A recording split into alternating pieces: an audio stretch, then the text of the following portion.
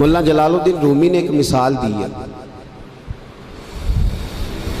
حضرت مولا روم رحمۃ اللہ تعالیٰ علیہ فرماتے ہیں کہ ایک بچہ امیر باپ کا بیٹا تھا تو خراب ہو گیا. وہ غرض لڑکوں کے ساتھ پھرنے لگا، باپ کی دولت ساری ضائع کرنے لگا.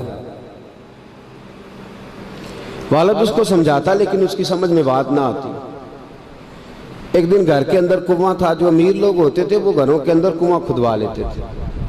کیونکہ امیر تھا تو گھر کے اندر کنواں تھا، اس کے قریب اس نے اپنی چارپائی الٹی کر کے بچھا لی. بیٹا شام کو گھر آیا تو کہنے لگا بیٹے کنگال ہو گیا، دیوالیہ نکل گیا، کوئی حال ہی نہیں.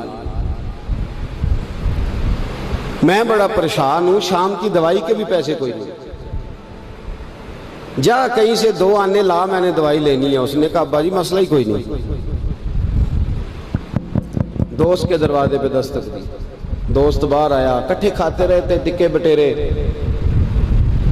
باہر آیا، ہاں جی. اس نے کہا 2 آنے چاہیے. کوئی مسئلہ نہیں، سجن ہے تو اپنا. 2 آنے دے دیے، لا کے ابا جی کو دیے. ابا جی نے دوائی کے لیے لیے تھے، جب ہاتھ پہ آئے تو کنویں میں پھینک دیے، کنویں میں ڈال دیے. چپ کر کے چلا گیا. سویرے پھر ابا جی نے کہا بیٹے 2 آنے چاہیے، شام کو دوائی لینی ہے. کوئی مسئلہ ہی نہیں، بڑے سجن ہیں. دروازے پہ دستک دی، دوست باہر آیا، 2 آنے چاہیے، لے لو. ابا جی کو دیے، کنویں میں پھینک دیے. تیسرا دن، چوتھا دن، سجنوں کو پتہ چل گیا کہ بھوکا ہو گیا ہے. خبر پہنچ گئی آج 2 آنے لے آنا ہے. نے کہا کل میرے کو بھی کھڑے سو. اب شہرت ہو گئی کہ اب اس کے پاس شے بھوکا ہے. اب دروازے بند ہونے لگے، کھڑکیاں بند. انہوں آدھے میں کار کو نہیں. اب حال جو تھا وہ خراب ہونے لگا. کوئی نہیں پوچھنے والا، پریشان ہو گیا. ابا جی نے تو 2 آنے مانگ لینے ہیں شام کو.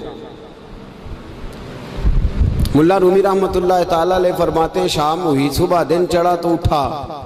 ابے نے کہا 2 آنے. اپنے شہر میں مزدوری بھی نہیں کر سکتا تھا، سارے جانتے تھے کہ چودھری صاحب کا بیٹا ہے، سیٹھ صاحب کا بیٹا ہے. دوسرے شہر چلا گیا.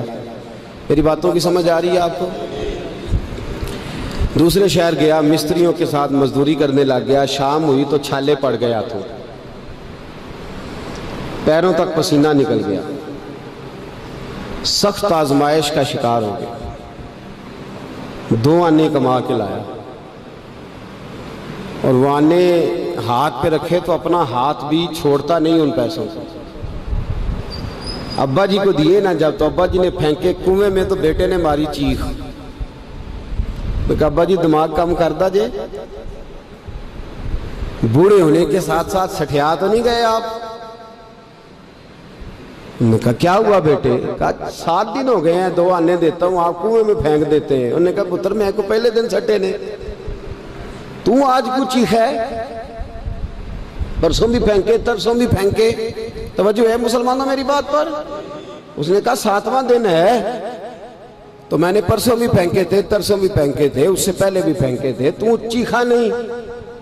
اس نے کہا ابا پہلے ادھار کے تھے، آج بولے نا، سارے بولے محنت کے ہیں. آج پہلے ادھار کے تھے، آج تکلیف ہوئی ہے. تڑپ گئے ملا رومی.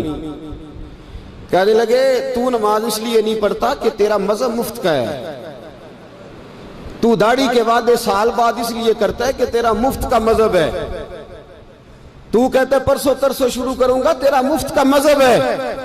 ملا رومی کہنے لگے اگر تو نے قدر پوچھنی ہو تو پیسے خرچ کر مدینے جا اور جنت البقیع میں بی بی فاطمہ کی قبر پہ کھڑے ہو کے پوچھ دین کتنی قدر والا ہے.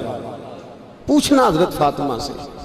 اور پھر سیدہ فاطمہ تجھے بتائیں گی کہ میں 5 سال کی تھی جب سے مصطفیٰ کے وجود سے اوجڑیاں اتار رہی ہیں، اور اس دن سے لے کر اپنے حسن حسین تک میں نے کوئی شے نہیں بچائی. مسلمانوں نماز نہ چھوڑنا، یہ دین ہم نے بڑی مشکل سے حاصل کیا ہے. مسلمانوں قرآن نہ چھوڑنا، یہ دین بڑی. فرمایا جا تجھے بتائیں گے وہ یہ کتنا قدر والا ہے. وما قدر اللہ کا قدر ہی، تجھے کیا پتا؟ تیرا کوئی بچہ کربلا میں شہید ہوا ہے، تجھے کیا خبر؟ تیری کوئی ماں نے پتے کھا کے گزارے کیے؟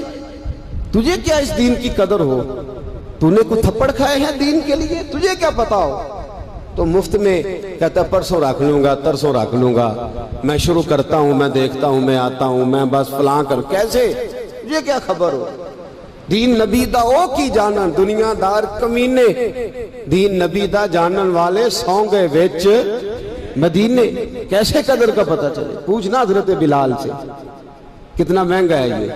حضرت عمار بن یاسر کی قبر پہ کھڑے ہو ملک شام میں جا کے، وہ تجھے بتائیں گے دین بڑا مہنگا ہے، بڑی مشکل سے لیا ہے، بڑی مار کھائی ہے.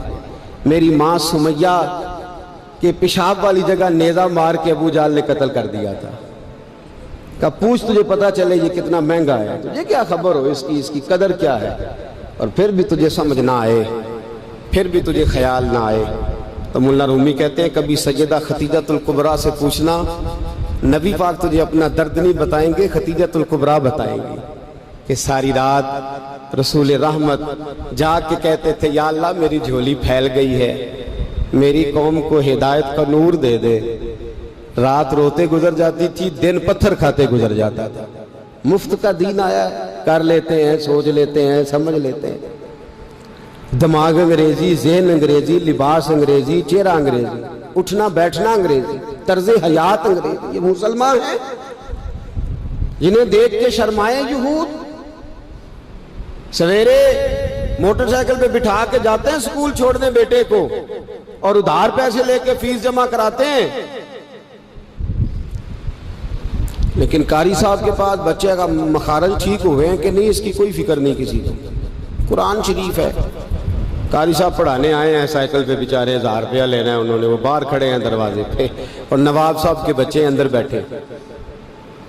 تو کہتے ہیں اوہ قاری صاحب تو دسنا یاد نہیں رہا، بچے دے پرسوں دے نان کے ٹر گئے نالے تسی تے قاری ہو، ایڈے کو قاری ہو، چھوٹے جے مسجد دے مولوی ملوانے، پھر آ جائے پھر کیڑی گل ہے. ہاں وہ ایم ایس سیٹ والا ٹیچر ہوتا تو اس کو پہلے کال جاتی یا حج آپ نے نہیں آنا. آپ کما قدر اللہ حق کا قدر ہی. مسئلے پوچھتے ہیں لوگ، مسئلے کہتے ہیں جناب دعائے قنوت نہ آئے تو وطروں میں کیا پڑھنا ہے؟ میں نے کہا جنازہ پڑھ لو اس قوم کا جس کو 48 سال کی عمر میں بھی دعائے قنوت یاد نہیں ہوئی. ابھی بھی منت کے ساتھ تمہیں کہا جائے کہ دعائے قنوت یاد کر لو. ابھی بھی جس کے گھر میں کار آتی ہے وہ چلانی سیکھ دیتا ہے یا پڑوسی کو دے دیتا ہے؟ بولے نہیں ادگوانڈیاں نو دیندا ہے، مینوں نہیں چلانی ہوندی، تسی رکھ لو. عجیب تماشا ہے. نماز کی باری آتی ہے تو کہتا ہے کوئی نہیں قاری صاحب جو پڑھیں گے میں پیچھے پیچھے ٹھیک ہوں، مجھے کوئی ضرورت ہی نہیں یاد کرنے کی.